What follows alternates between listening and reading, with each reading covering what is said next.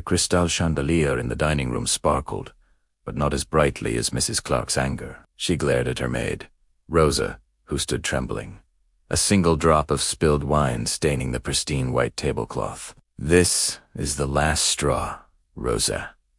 Mrs. Clark's voice was cold as ice. "First, you misplace my favorite earrings. Then you overwater the orchids. And now this. I've had enough of your incompetence.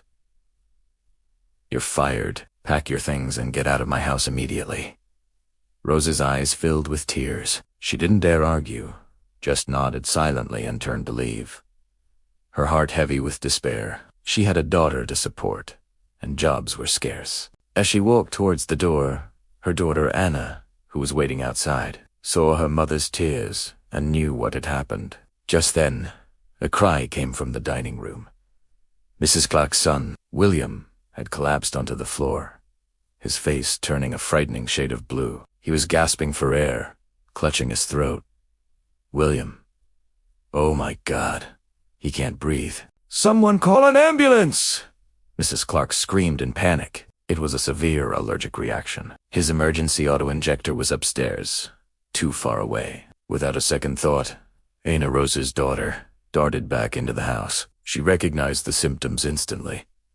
"He's having an anaphylactic shock," she yelled, pulling an auto-injector from her own small backpack. She had the same severe allergy. With practiced hands, she administered the life-saving medicine to William. Within moments, the color returned to his face, and his breathing began to steady. As the paramedics arrived, Mrs. Clark knelt beside Anna, her own face pale with shock and gratitude.